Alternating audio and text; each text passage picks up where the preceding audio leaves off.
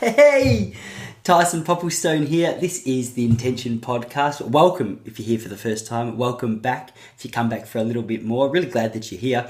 Colin Wright is our guest today. If you have never heard of this guy, he has got the best voice in the world. I don't even care what you say. It is the best voice in the whole world. It sounds like he's just drank a big glass of honey. Ladies, gentlemen, you're going to enjoy his voice for the next hour. I feel very self-conscious putting my voice up against him, but really glad to introduce you to him. If you've never heard of him before, the guy started a website in 2009 called Exile Lifestyle, where he decided he was going to let his readers vote on where he was to spend the next 4 months of his life. So since 2009, he's been living just like that. And as a result, seen some pretty crazy things and experienced some pretty crazy stuff over the last 7 years. So we tap into that a little bit more. Speak a bit more about travel and minimalism and his headspace and daily routines and a whole heap of other fun stuff. He's honestly one of the most talented blokes I've ever met. He's written some ridiculous number of books, which I can't even count up to. He's done more than 15 and I stopped counting. I'm going to link those for you in the show notes. Jump on tysonpopplestone.com to check those out.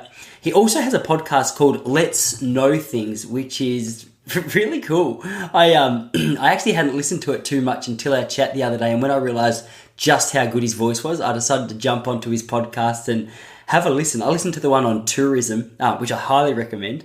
I'll link that in the show notes as well. Guys, that's enough from me. I kickstart this podcast by asking him a question about what is a memorable moment from his trip. So it cuts straight into his answer of that. So in case you're wondering what's going on, that's exactly what he's doing. So guys, super glad you're here. Sit back for the next hour. Enjoy this conversation with myself and Colin Wright. I'm the soul challenger. I'm the road damager. Now behold the cold and the straight magical. Cause the sky brings fires and the strong grow weary. The heroes built blood in the blast and the fury. Pray on the power and pray to your father. Cause all of the quakes in the universe resonate to your heartbeat and your faith.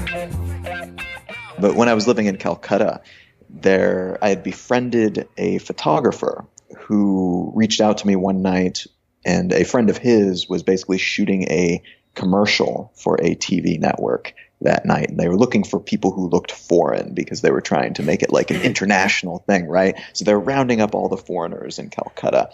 And so as a result, they sent out a car for me and my girlfriend at the time and a friend of ours who was staying with us. So me, an American, my girlfriend, an Icelandic girl, and our friend who was Taiwanese, all like packed in the back of this car with a couple of Nigerians and some Ukrainians and just people from all over the world.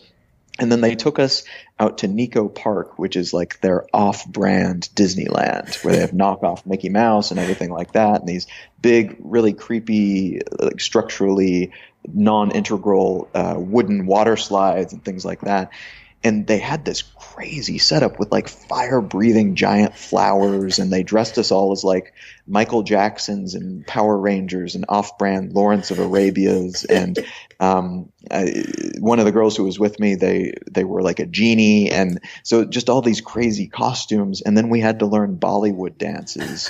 And then over the course of about 17 hours, we recorded a Bollywood commercial for a TV network. And this is while these giant, like bat-sized mosquitoes are biting us, and there's periodic, like every hour or so, there's about 15 minutes of torrential monsoon-like downpour.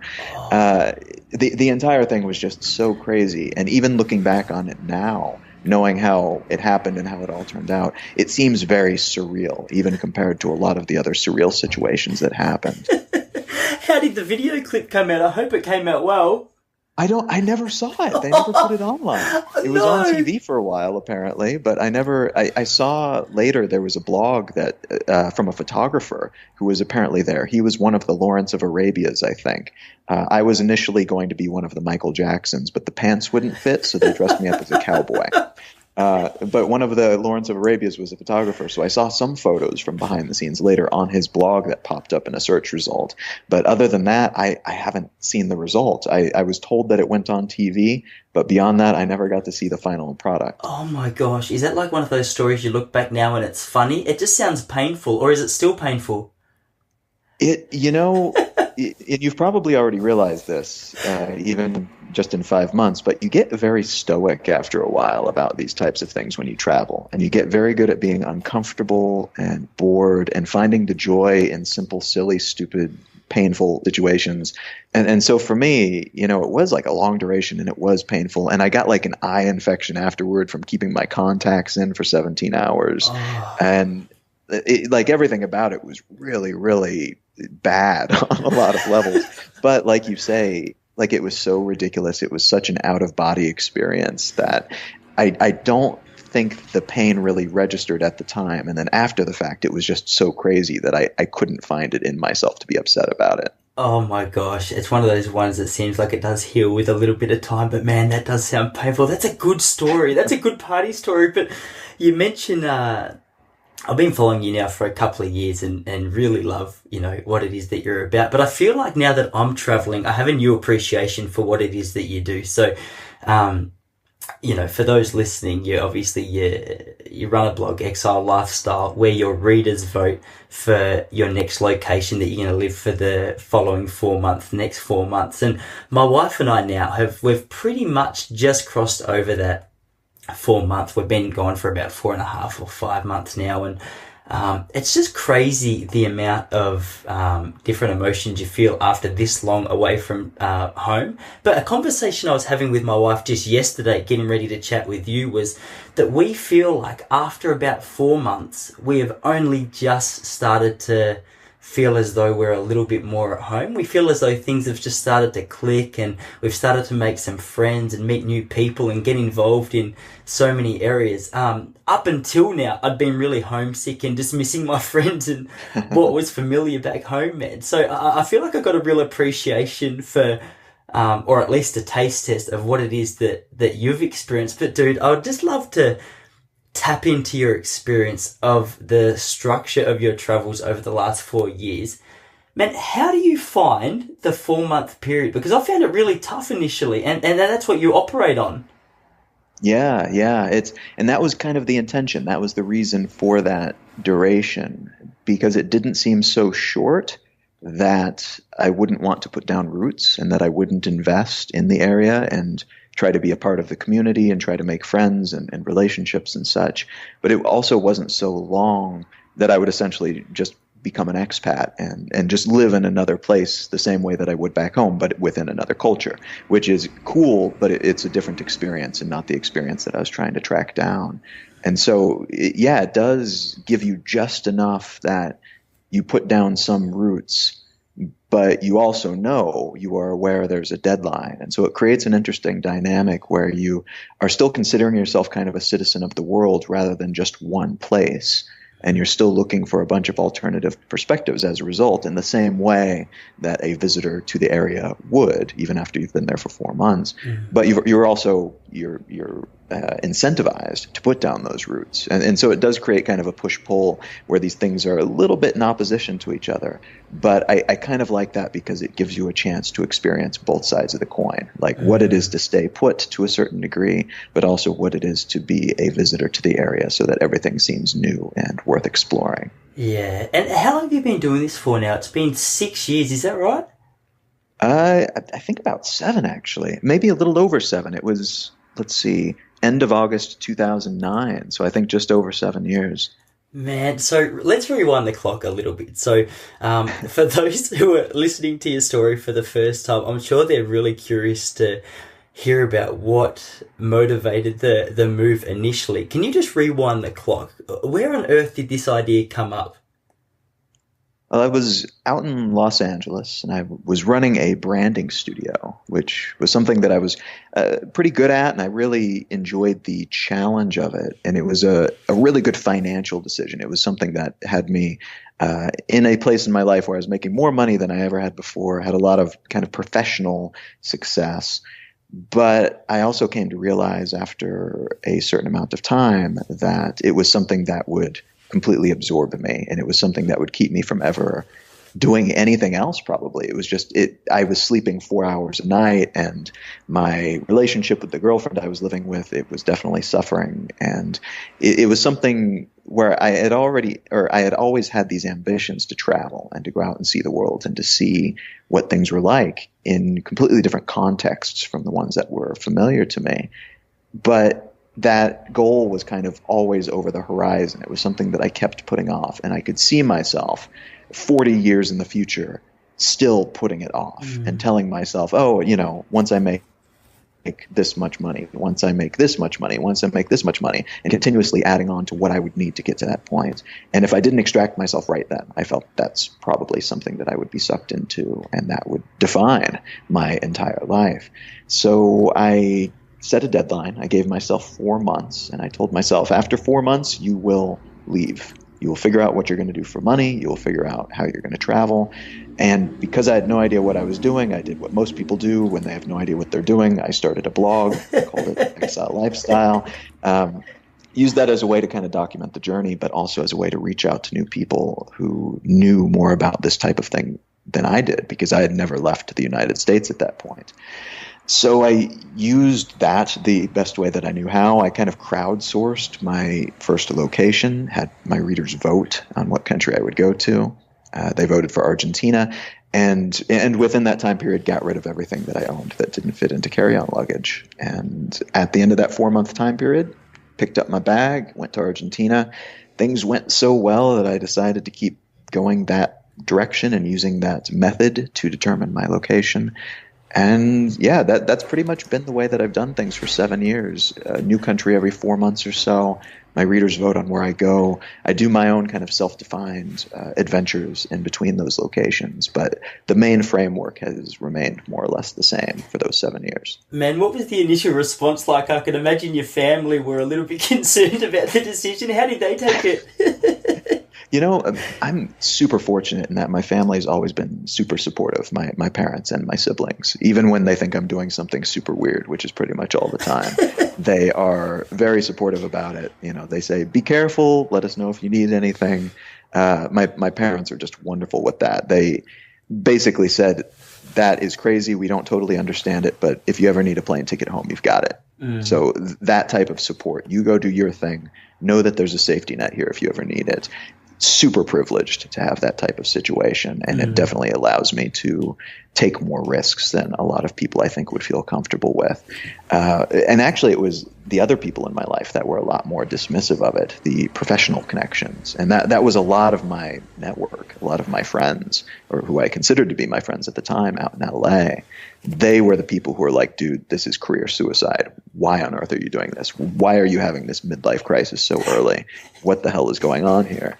And even people, there was one person in particular who offered a position basically as his protege, this like really successful billionaire guy who was a client and kind of a mentor of a sorts. He basically washed his hands of me because I was not taking the track that he thought I should be taking professionally. So it kind of went both ways. The people who were my more important relationships had the chance to show that, and they definitely did show that. And then the people who I was treating as my more important relationships showed that they probably were not worth that amount of attention and time. Yeah. Was it something that you were worried about, or it got to a point where you just knew that this move had to happen right now? Oh, I was definitely worried, but kind of like so many other things with travel or with taking risks of that kind, when you recognize that the goal is worth it, then you're able to kind of set aside the risks and say, yes, but if I don't do this, it will be even worse. And so I was able to justify it and kind of keep on track by keeping that at the forefront of my mind. Yeah. And so you launched the blog. Was the launch of the blog directly in conjunction with this idea at the start of the trip? Yeah, it actually, I launched it right after, basically right after deciding that I would have to set this deadline. And so I told myself I had 4 months, and then a couple days after that, I started the blog. And it was very slow going at first, but thankfully I had some chance to develop it and gain a bit of an audience before I even left. Okay, because that was going to be my next question. I thought Because this idea, it's an idea that I can imagine would really take off. Like when I heard of it, I was like, oh my gosh, firstly, who is this guy? Secondly, like, how on earth is he doing this? But thirdly, I was thinking, okay, so most bloggers that I hear, even the ones that are doing really well, always speak about their foundations and speak about the time they put in writing where no one really even knew what it was they were writing about or who they were or what it was they were doing. But when I heard your story, I just assumed that, man, people must have picked up really quickly, but it was still slow going at the start. Is that right? It was pretty slow. I mean, things were definitely, the blogosphere was a different ecosystem back then. This was still like early days of social media. This was, before the mobile internet was really a thing. So the entire ecosystem was different. And so you could go out there and start a blog and you could be one of the first people to be talking about that. And so for me, it was still a very blue ocean. It was still, there weren't a lot of people out there talking about this type of travel. Not a lot of people talking about like location independence. Not a lot of people talking about minimalism. And so all of the things that I was talking about, just by virtue of being one of the first, actually, I had a bit of an advantage, I think, compared to somebody who might be like a remarkably incredible writer. Somebody who might be much better at everything that I do than I am starting today would be at a disadvantage just because I got there earlier. It is really a competitive scene. I've noticed, I've been a fan of blogging, or reading blogs at least for the last few years, but it was only in March of this year that I decided to start putting a few thoughts down on paper of my own. And as I started writing and started looking, I guess at the blog market a little bit more, I noticed how many people were writing, on similar themes to what it was that I was writing on. But dude, really keen just to stick on this topic for a minute because I want to just tap into the numbers thing. So when you officially had your first vote for where it was that you were going to live, when you were voted for Argentina, how many people nominated that Argentina was the place that you were going to live? Let's see. It was a very small number of voters back then. I think it was only about 500 people who tallied in for that first one, which is great. I mean, for a starting blog, but it was still quite small. So I think out of that, it was a huge portion relative. I think it was maybe 20% of the people voted for Argentina. And I was doing it a little bit different back then in that I took nominations first and then took, I think, 8 countries and then had people vote on those. And then after that, then I made it just a one vote thing where it was every country in the world, one vote and the total out of that. But particularly at first, I was just afraid of having a few hundred people vote and that being distributed between the 180 or so countries that were on the list. And then having the winner be 4 votes or something like that. Yeah, that would have been unfair, especially if it was a country you weren't overly happy with being in. Yeah. Well, and that, I wasn't too concerned about that because I was hoping to go to some place I wouldn't have thought to go. But I was really trying to prevent it from being like a rigged thing where, a group of 4 friends get together and vote for a place, and that's what sways the vote in one direction. So talk me through the idea of getting rid of a whole heap of your stuff. I've read a lot of your posts on minimalism, and it's a really extreme approach, which I personally love, but I can imagine a whole lot of people who read it just thinking, oh my gosh, what is he doing? So it sounded like you had everything that a typical household would have, and then this trip came around and you decided, okay, if it doesn't fit into the carry-on luggage with me, it's not coming. Dude, first of all, how do you get to that mindset that you're going to get rid of all your stuff? And second of all, how much stuff did you get rid of? Well, the first question, the mindset, it's kind of like I mentioned before, like focusing on the benefits of this risky thing that you're intending to do, and then focusing on what happens if you don't do it. And for me, all of this stuff, because I was so fixated on trying to achieve this new type of lifestyle, this thing that had become my first priority, had really been, at least philosophically, my first priority for a while, just hadn't been in practice. And now that I wanted to put it into practice, I really wanted to focus all my energies on it. And that meant completely recalibrating my life toward it. And so for somebody who wants to travel full time, any additional thing that you carry becomes a literal burden on you. And so all of this stuff was in the way of me actually getting to do this thing that I desperately wanted to do. And so that helped me with the mindset of it, where all of these things went from being assets that I used to kind of gauge my value socially. They transmogrified into something that was a literal burden and a wall between me and the things that I wanted to do. In terms of what I was getting rid of, it was just an obscene amount of crap. I had like 8 computers. Like, why? No one person needs 8 computers. But I was doing what a lot of people do when they suddenly get a bunch of money because they've achieved some type of success in one direction or the other. I had a bunch of money and I had no idea how to spend it, and so I did what a lot of people do in LA and elsewhere, and I started to buy the things that I thought I was supposed to have. And for me, that was never fancy cars or anything like that. It was technology and art and books and things. And so I just bought way more of everything than I needed, because that's what you're supposed to do when you have extra money. I can only imagine. Sorry, I was just wondering. Had a little brainwave. I was just thinking about you, just in a conversation down at the pub with the people that you're meeting. How are the responses to the trip that you do? So you've got rid of all your stuff. You decided that you're going to commit to this trip. Yeah, meeting all these people. I can imagine the conversations you would have. Incredible. I can tell you, I'd love to meet you down at the pub, just off chance, and hear your story. But how do people respond to the story that you tell? It depends on them, really. Like, it really depends on where they're at in their lives.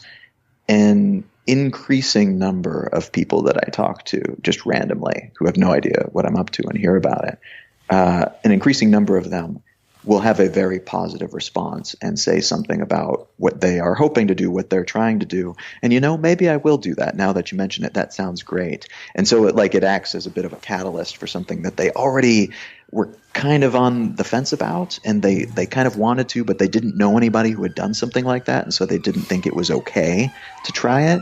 And that gave them then the excuse to give it a shot. And then some other people, though, are definitely kind of on the upswing in the other direction, and maybe are still trying to achieve a certain type of professional or financial success, or a certain type of social success, that this idea of going in the opposite direction, of pursuing some other type of goal outside of pure monetary success, things that you can measure in that way, it's a threat, it's a challenge. Yeah. Almost like somebody finding out that you do not believe in the same God that they believe in, or something like that, where you don't have to say anything about their belief. It still stands as a symbol of opposition against what it is that they believe in and what it is that they are trying to achieve. And some people take it in that direction, and you can usually tell pretty quickly when you're getting a bit of a cold shoulder philosophically from them. But the vast majority of the time, it's usually some type of interest in people trying to then either get advice on what step they should take next, or just finding it interesting and then, saying something about how this little step that they were planning on taking now seems a little bit easier as a consequence. Before we left Australia, we were living in Melbourne, and I was chatting with I did a lot of work in schools around Australia, and I shared my story about the fact that my wife and I are going to be moving to London, and I found that a lot of kids that I was speaking to were really inspired by it, because the idea is something that I think, especially in Australia, and I'm not 100% sure what it's like in the States, but the idea of putting a career in commerce on hold for the sake of travel and going on a bit of an adventure is frowned upon by a lot of people. But there's something that really seems to strike a chord with a lot of the younger generation who are still really excited about life, and may not have been put off by a job or having to pay debts, or just continue to fund a lifestyle that they're not really into, but don't really know how else to go about finding joy in their life. And I think I got a real mix before Jesse and I left to come here of responses that you've just spoken about. And I noticed that a lot of my friends who were stuck and happy, or at least stuck in a career they weren't necessarily excited about, were doing the same thing, I guess, that I do when I'm a little bit unsure. They were sort of putting their fears onto me. They were projecting what they were worried about onto me. And I noticed that real contrast that you're speaking about. But when you took off and you knew that it was time for you to really commit, you knew that it was time for you to make up your mind and actually step out, otherwise it was never going to happen. Was that something that bothered you, or were you happy with the fact that people were going to have mixed opinions? I definitely knew it was likely. It seemed that I actually assumed that I would get more pushback than I did, and it would have more people frowning upon it. And that just might be because I was in LA, which there's a very specific mentality, particularly in the entrepreneurial field there, about being very aggressive and very business focused, and everything is, money is the measurable metric by which you gauge your success as a human being, not just as a business person. Yeah. So I assumed coming out of that things would be a lot more difficult and I'd get a lot more pushback than I did. Yeah. But as a consequence, again, of having some very awesome people in my life, but also I think just the time and place, just the time and place this last decade or so, people are seeing the repercussions of the decisions that they've made, and they're more able to see more now than ever because of the internet and other connective technologies that we have. They can see it's not just them. They can see other people have these ideas and are having these experiences as well. So them feeling bad about the decisions that they've made or the situation that they're in is no longer something where they worry it's just them not being grateful for what they have. It's actually something that a lot of people feel, and maybe it's not something that they should be grateful for. Maybe it's something where they should look at what they've got and say, hey, that's neat that I have that, but it's not what I actually want, and I can actually head off in these other directions. And I think the response that I got was a consequence of that as much as anything else, where people are starting to question and seeing it as a more valid alternative to try to pursue what actually makes you happy as opposed to what you're told you're supposed to pursue. Yeah, that's a really interesting point, actually. Speaking of the metric of the business minds in Los Angeles, I listened a little bit to the Joe Rogan podcast, and I hear him speak about this topic quite a bit, but it really surprises me, or at least intrigues me, how much emphasis people put on our value and our worth based on the amount of money that we have coming in. It seems like a real metric that we do find a lot of worth in. So for someone like yourself who's stepped away from that direct mindset, what is something, or what is the metric that you would find to define what a life worth living or a valuable life is? It's still definitely different for every person. And I've met so many different people all over the world who have so many different versions of what this means. Some people for whom, like possessions, actually certain types of possessions are actually the thing that make them happier than anything else in the world. And that's great. I mean, that's a fairly easy need to fulfill, all things considered. It's a lot more concrete than a lot of other needs that a lot of people have. And so that's great if that's the situation that you're in. For me, it's more about freedom is such a vague word to use, but the freedom to spend my time how I want to spend it, and the freedom to pursue work and projects, and even things like relationships and things like friendships and otherwise, the things that inspire me and intrigue me and keep me curious and interested and feeling mentally awake. The ability to pursue that stuff is such a huge freedom to me. That's so vitally important. And what that means on the ground, what that means in practice, is that I need to be making enough money to pay the rent and to pay for food. I need to have my health so that I can continue to pursue these things, to have more hours in the day that are productive hours, that I can sleep well and feel good while I'm doing these things, so that I have healthy relationships, so that I have that structure and that infrastructure, and in certain cases that safety net. There's a lot of different considerations that go into something like that. But the big picture is the freedom to live life and to spend my 24 hours a day in whatever way makes sense to me in a given moment. Oh man, that makes so much sense to me. I absolutely love it, because I think in the past 12, 18 months, on a personal level, I've been thinking a lot about what it is that I really want to invest my time in. And one thing that I suck at, and I admit it openly and with a smile on my face, is the fact that I'm just a terrible employee. I don't work well for other people necessarily, or maybe it's just the fields that I've been working in. And I think the thing that I'm personally pursuing is that freedom that you speak about, that ability to be able to put my time into the things that I really believe in, at a time that I really want to do it. And right now, just to get a little deep with you, I do a little bit of my stuff on the side. So I spend a lot of time, a little bit of time working in schools, speaking about similar themes to what I speak about on the blog, intentional living, which is obviously an umbrella to a whole heap of other topics. Also in the process, or when this is out, I will have started this podcast, but getting a little bit of pay for the things that I really love doing. But I'm also working 4 days a week as a casual teacher. And the thing that I'm trying to figure out, man, is how do I make that transition from, 4 days as a teacher to maybe 3 days as a teacher and 2 days of my own thing. And you've obviously made that transition, but how did you go, I guess at the core, the question is, how did you make the transition from working for someone else to working completely on your own? Because at the moment, it still seems like a little bit of a dream of mine. I'm not 100% sure how that transition's going to happen. Mm-hmm. Yeah, it's interesting actually, because it's a transition that I've made to certain degrees several times. And like initially it was moving away from working from other people to just working for myself. And then after that, it was moving away from a successful business model, running a branding studio in LA, to moving to something that was far less certain, writing books for a living. And then it was transitioning from just writing books for a living to, what else do I do in order to make a living so that I'm not dependent on this one income stream?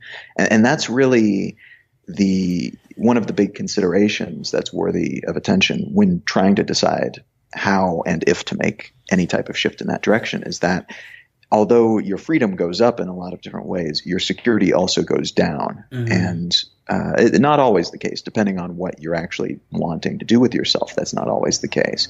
But for me, every single time I've made some type of shift, I have been very, very thankful that I have reduced my needs and my overhead to such a degree, because typically when I do make that type of shift, I also take a huge pay cut. Yes. And it was most substantial when I left LA and started traveling and started writing books for a living.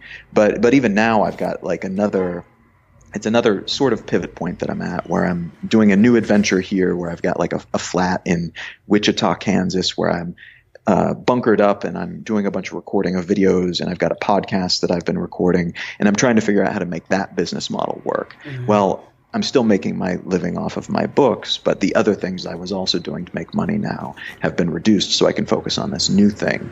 And so that means a reduced income for a time until I can grow this new income stream. But this is something that I've done 3 or 4 times now. And so I know, because my needs are very minimal, because of the things that I do to occupy my time and the things that I enjoy doing are things that don't cost a great deal of money, that infrastructurally I don't need a great deal of money to operate. I'm able to continue to do that. And so recognizing that and considering that and keeping in mind that you do actually have to give up quite a bit to reach each new step in that direction toward having more of your time. It allows you to find the right balance point. And so, long story short, there's no reason that you can't have like a half and half time working completely for yourself on whatever the hell, even if you don't earn any money, and half time working for somebody else where it's a fairly secure situation.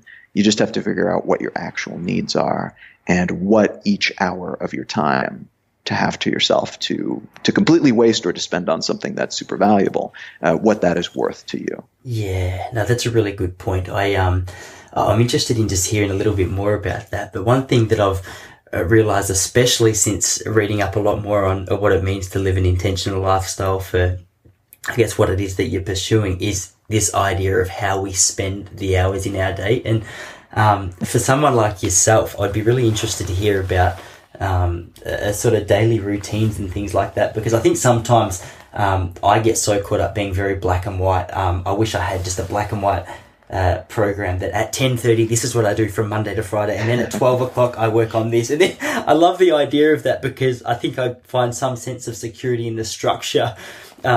that sort of offers, but in reality, life just doesn't work that way. I mean, there's, stuff, life happens, and the way that I wish that things went about sometimes just don't happen that way. So I think right now I'm learning this art of, just trying to operate in between that black and white that I find so much comfort in. But for someone who's traveled the world every 4 months for the last 7 years, and just hearing you speak about the different projects that you've been involved in, you sound as though you're someone who's got a really good idea of sort of just operating in the unknown. So how do you operate, I guess, far out, I don't know how to ask this question. Like, how do you, I'm trying to find the words. How do you operate just feeling, I guess, comfortable with so much uncertainty just from place to place, from time to time? Does that question even make sense? Yeah, totally. Because it's totally true that particularly like traveling to different countries and cultures and like everything, infrastructure levels constantly, you don't really have the benefit of having hard set rituals. Or if you do, you're kind of setting yourself up to be disappointed, because then you are predicating your experience. For example, if I was going to live in Sarajevo for a while, that would be a very different experience from living in the Philippines, which would be a very different experience from living in Dallas, Texas. All of these places are very different places culturally. They're very different places infrastructurally. They're very different places in terms of like the pace of society and what is polite and what is correct and the way that people operate. And so you really do have to build something new with each place that you go.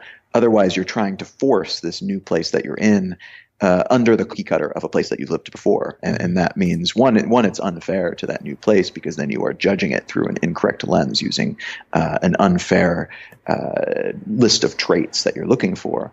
But it's also something that then is kind of setting yourself up for disappointment, because then you will judge every experience you have through the lens of something else as well. So what that means in practice essentially is that I don't have any set, here's what I do at 10 a.m., here's what I do at 11, etc. But there are kind of modular rituals that I've built and that I can then put into place wherever they make sense, wherever I happen to end up. I have like a 15 to 20 minute workout ritual that I do every day. Here in Kansas, I've been doing it each night, like before I go to sleep. In other places that I've lived, I've done it in the morning. In other places, I've done it like in the afternoon when everybody else is asleep. It really depends on where I'm at, but having these kind of packaged modular rituals really, really helps. So there's that, and then basic like brushing of teeth or listening to a podcast, or I take 20 minutes a day where I sit and do nothing and don't listen to anything and just sit and think. That's another thing that is like a continuous strand that I can take anywhere with me, but I can also fit it in with what makes sense based on, the availability of electricity and the availability of running water, and like workout routines that has changed dramatically. What I do today that I can take with me anywhere is something that I can do any place I find myself, so long as I have like a jail cell sized area that I can be. And I don't need workout equipment or workout clothing or anything. And I set it up that way because when I was living in India, I was still running as a dominant part of my workout, but it's just not something you can do there. Yeah. There's too many people. It's too crowded. The sidewalks are all broken, if there are sidewalks, so it's usually just mud. And it's also very socially impolite to go do something like that, particularly during the day.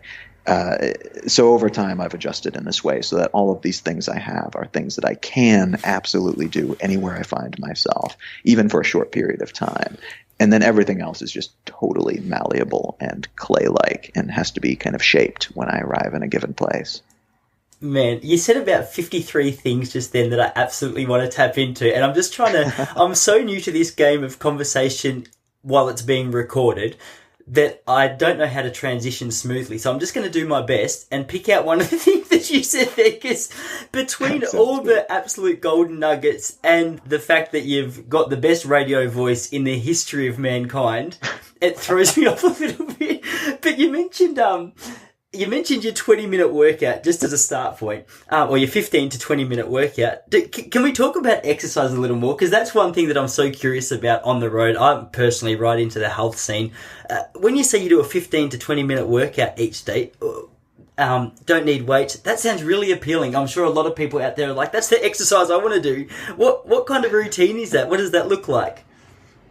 Well, first and foremost, I think, if anybody tells you any workout will work the same for everybody, they're trying to sell you something. So it's definitely something that you should build for yourself based on your own needs and how you want your body to be shaped and how you want to feel. And, some people are better at some things or more predisposed for some things than others. And so my experience will not be everybody's experience. But for me, what I found works really, really well is kind of a briefer workout, so 15 to 20 minutes of relatively high intensity, a good mix of things, but a whole lot of stretches, postures, body weight resistance, 70 or 80 push-ups, a bunch of squats, sometimes some burpees, depending on whether or not it will annoy the people below me if I'm in a very structurally weak building. Yeah. And just things like that. Usually I'll mix in other things from time to time based on where I'm at. But that combined then with just using my body throughout the day and periodically doing a set of like 100 jumping jacks or always taking the stairs, going for an hour or two walk each day while I'm thinking and doing other things. Things like that, they all blend together then into a kind of fitness, I guess, routine or a modality that is not interruptive of anything else that I do. And every part of it, I think, is pleasant. None of it feels miserable. I don't get sore.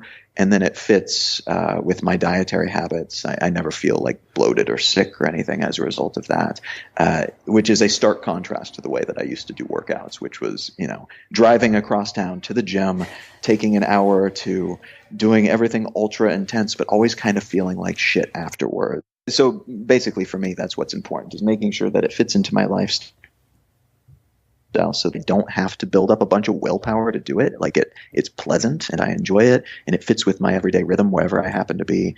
And it's something that I don't have to fight through a whole lot of friction to get to. I don't have to put on a bunch of workout clothes. I usually just do it in my underwear. Yeah. I don't have to go anyplace special. I can just do it in my room.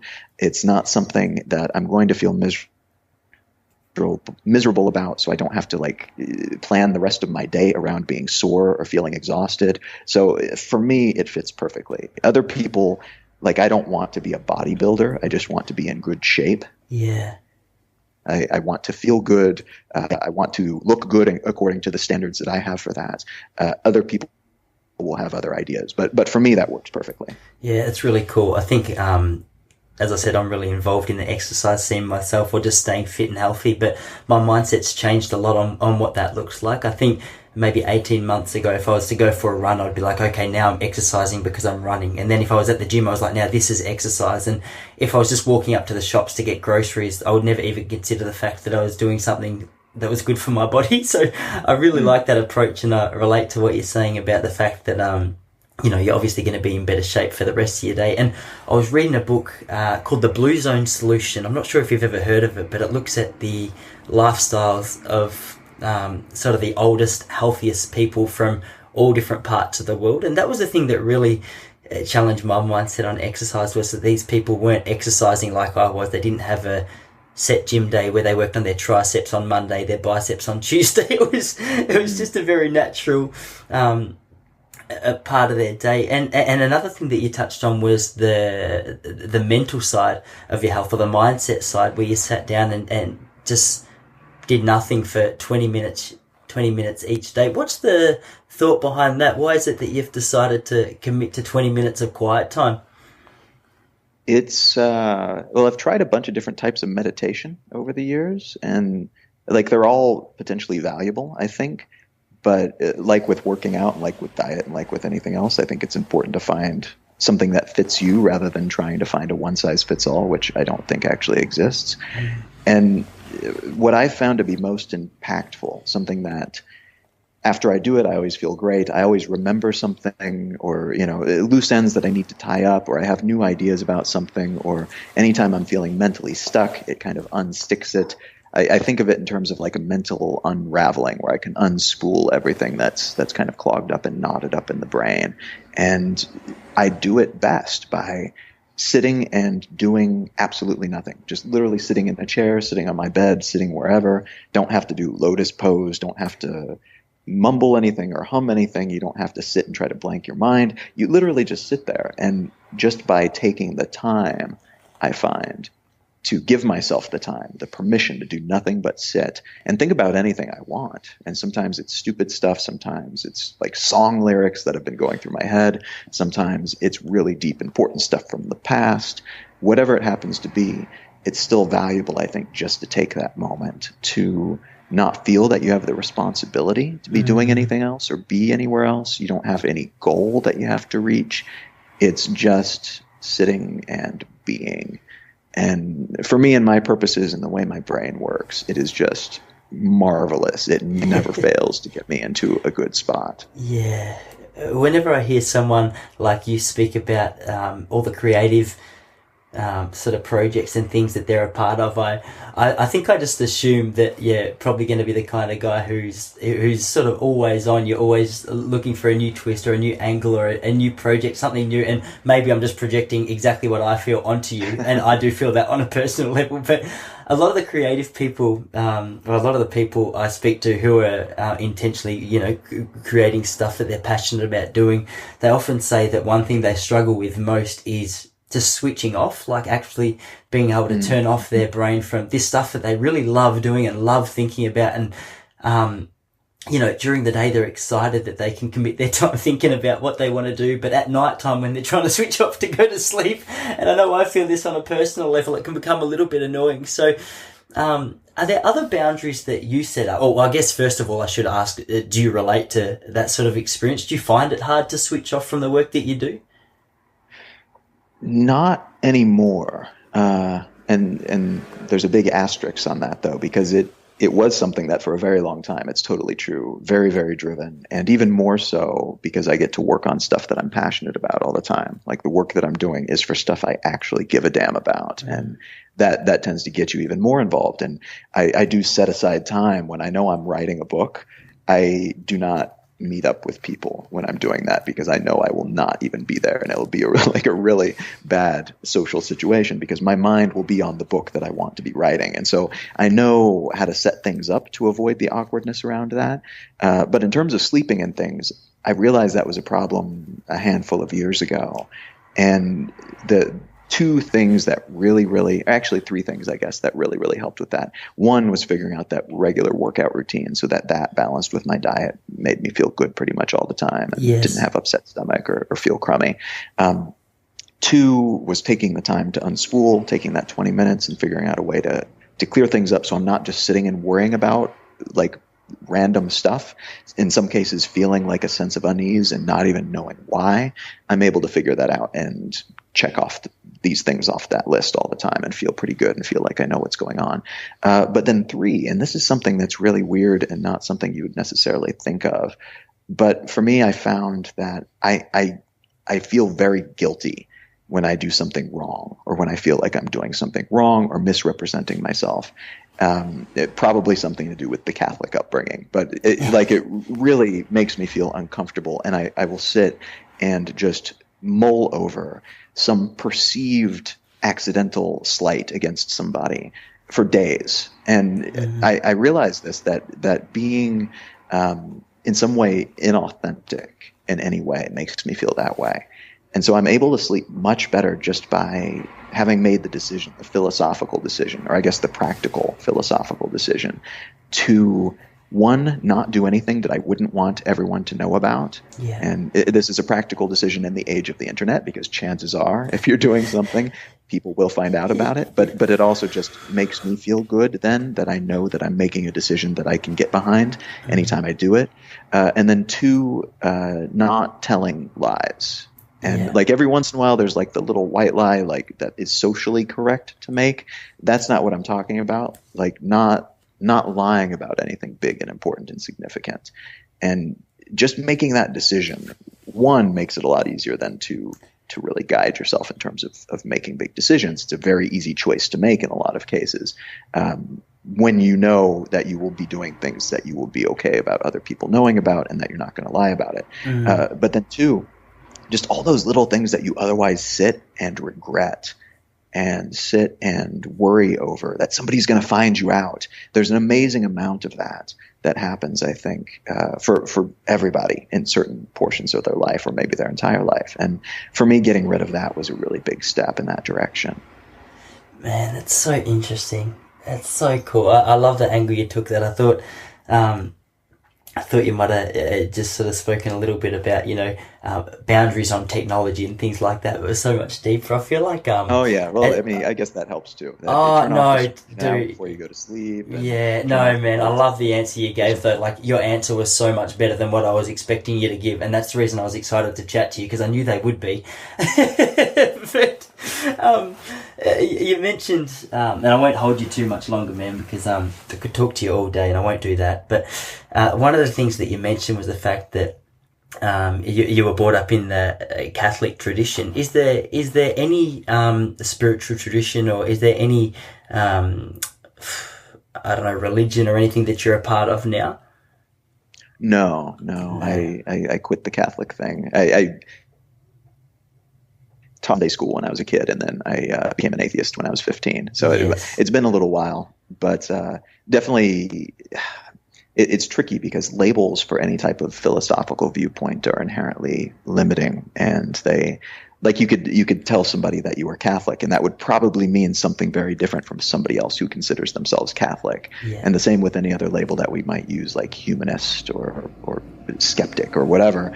There's all this baggage that comes with any of these labels.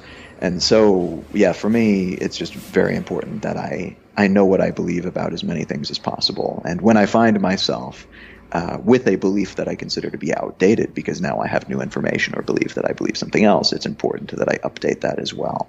So I've got a very Colin-specific philosophy, I guess, but none of it's spiritual. I'm very empirical and rational when it comes to that type of thing, just in terms of liking concreteness. Yeah, it's really interesting. I've been spending a little bit of time listening to Sam Harris's podcast, and I think he's not the kind of guy that up until maybe 6 or 8 months ago I had spent much time listening to, but he's put forward like a really interesting sort of approach to mindfulness that I'd never really considered before. So I'm not sure. Do you know much about Sam Harris?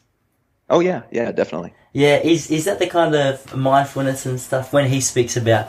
I don't know a whole lot about the way that he promotes it, but the way that he speaks about mindfulness, it's not necessarily rooted in spirituality or anything. He just speaks about it more from a scientific point of view. But he sort of puts forward the benefits that are so clear scientifically through those things, but separates it spiritually. Is that the kind of mindfulness practice that when you say you do that you're doing? More or less, yeah. I think he gets a little bit more granular and specific than I do, and I know that there are benefits to it, and I know that they are explainable by science, and so I think that's the main difference. A lot of religions, I think, kind of try to get people into the same state, but then they add additional ritual and significance around it that I don't believe in. Mm-hmm. But I think a lot of different belief systems are headed in that direction, whether it's a faith-based spiritual belief system, or a belief in the human potential, or a belief that we as humans are capable of things, and that we probably shouldn't kill each other just because that's the moral thing to do, not because you'll be punished if you do kill somebody. Yeah. I think there's a lot of directions. I think everybody has every right to believe whatever they want, because we all come from different places and want different things. But I don't know that there's going to be one unified way of explaining it that everybody will buy into. That's a really good point, man. Hey, just before we wrap things up, I'd be really interested just to hear if there's anything that you're absolutely loving right now that I and everyone listening needs to go and check out. Oh God, so many things. That's such a hard question. I would never know how to answer it, so I thought I would just give that one to you to work with. Yeah, I've been having such a blast with my podcast, Let's Know Things, because it allows me to get really super deep into really obscure things. It's essentially about adding context to what's happening in the news. And so we hear a lot about these stories in the news, current events and such, but they typically don't go very deep. They tell you what happened and then maybe a little bit of background, but they'll tell you about, an election, but then they don't get deep into the mechanics of the click-driven economics behind journalism and the way that contributed to it and where that came from and the technology that led to that type of economic system. And so being able to get into that has been really great. And part of that ecosystem, I guess, of diving deeper into context has been really fueled by podcasts, but also by audiobooks and the ability to consume longer form work, even when you can't or think that you can't or don't like to set aside the time to read a physical book with your eyeballs. Mm-hmm. So you can read a really deep piece of work while you're on your commute over the span of several weeks, or while you are going for a run, or while you're sitting doing other things. And so I've just read a bunch of different great big chunky books that I would read anyway, but I've been reading them at a faster clip now because of audiobooks. And one, what was it called?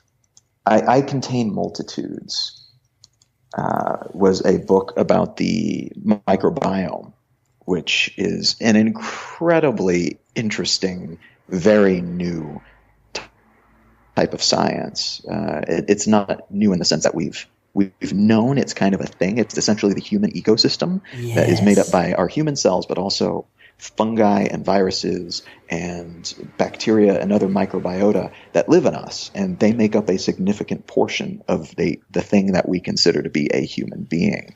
And so the fact that we are now learning so much more about this ecosystem and how each of the pieces relate to each other and connect and interact, there's a chance that in the future we won't even need things like medicine, because all we will have to do is adjust that internal ecosystem to rebalance it.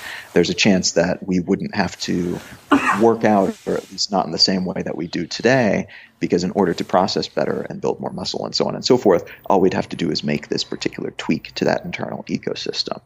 And so there's a lot of it that is still very science fiction-y today, but I Contain Multitudes by Ed Yong is like a really great introduction to the history of this and then where we are today. Man, no, that sounds awesome, and I'll make sure I link those through in my show notes along with your podcast and your books and everything else great that you're putting out into the world, man. But dude, hey, thank you so much for stopping by. Thanks for giving us a little bit of time. I'd love to touch base with you again in maybe 12 months or so and have another chat, because I was not mucking around when I said I could talk to you all day. There's so many more things I'd love to cover with you, but I'm sure you've got plenty of other things to do with your day, man. But yeah, thanks so much for stopping by to have a chat. It is my pleasure. And yeah, I hope I run into you at a pub sometime. Oh man, seriously, it'd be a dream come true.